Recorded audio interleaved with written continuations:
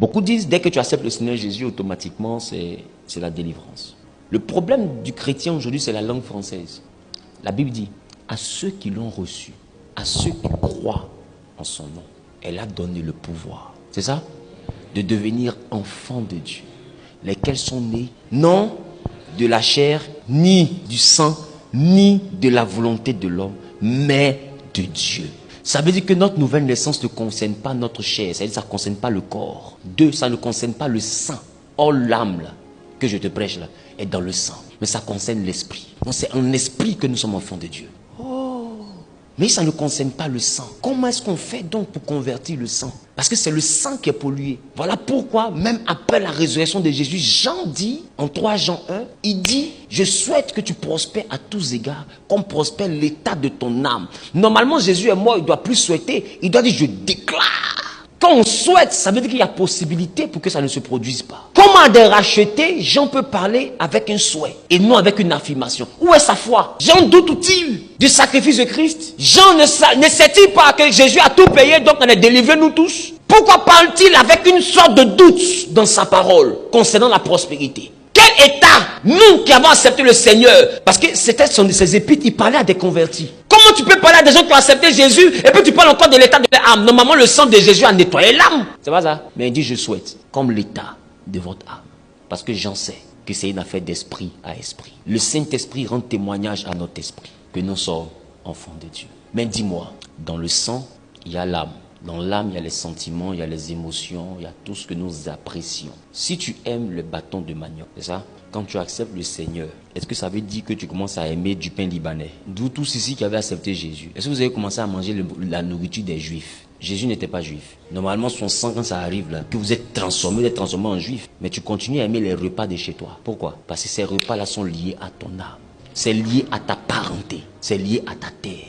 Or, le problème, c'est que nous sommes bénis en Jésus-Christ dans les lieux célestes. Voilà pourquoi la Bible dit que nous sommes nés de Dieu. Or, Dieu est esprit. Maintenant, pour transporter le céleste dans le terrestre, il faut la restauration de l'âme. C'est un peu comme si nous sommes dans un appartement de 2 chambres salon. Et quand on accepte le Seigneur Jésus, automatiquement, sa présence envahit le salon, qui est l'esprit. Mais il y a les 2 chambres qui restent. C'est pourquoi vous avez remarqué que tu acceptes le Seigneur Jésus, mais il y a des comportements qui ne t'ont pas quitté. La colère, le maploli. Tu ne comprends pas le maploli? Quand j'insiste, tu comprends maintenant ou pas? Quand j'insiste encore, tu comprends maintenant? Tu comprends pas? C'est pas tout est expliqué. Amen. Donc, tu vois que tu fais le frère en Christ qui parle en langue, mais tu es dans un coin. Tu fais aussi la sœur en Christ qui aime le Seigneur, mais tu es des fois en train d'adorer Dieu dans des positions bizarres.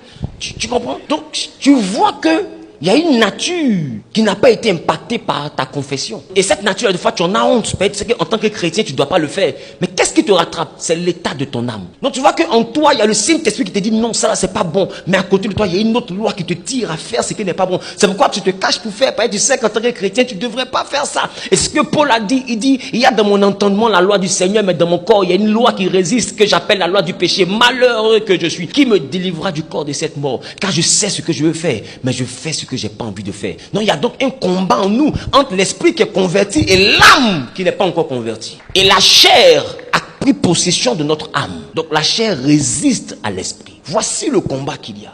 Donc du coup tu dis, après d'aujourd'hui j'arrête de me masturber. Et puis un coup comme ça se télécharge encore en toi. Puis tu regardes le savon. Tu dis non. Tu regardes le savon. Tu dis non, le savon dit oui.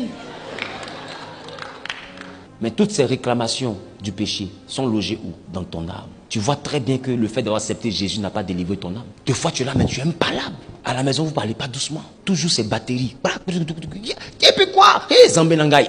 J'ai titillé aujourd'hui. J'ai titillé. Tu comprends?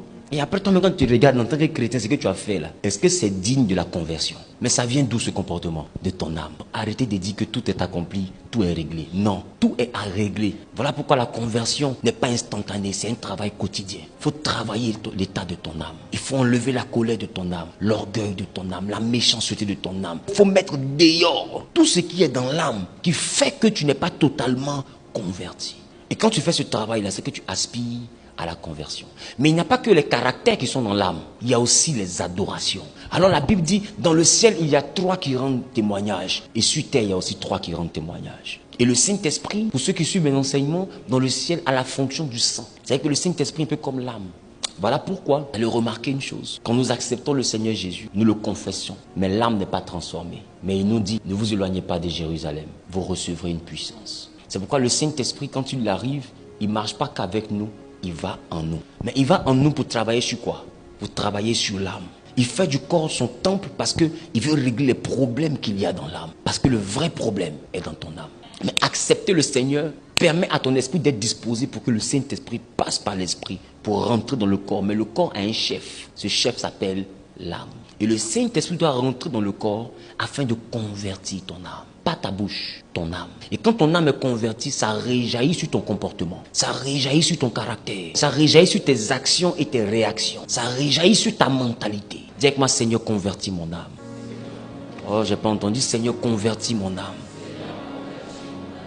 Ça fait qu'il y en a qui sont dans l'église, mais en même temps qui sont sur le nganga. Pourquoi? Parce que l'âme n'est pas convertie. L'esprit croit en Jésus, mais l'âme est encore rattachée à des traditions. Donc du coup, il y a toujours un lien, une personne dandine entre lumière et ténèbres. Lumière et ténèbres. Mais cette guerre-là, ça vient d'où? Ça vient du problème de l'âme. Si son âme était délivrée, ce frère ou cette soeur ne serait pas en train de balancer entre prophètes et féticheurs. Est-ce que je parle à quelqu'un? Dis avec moi, tout est dans l'âme.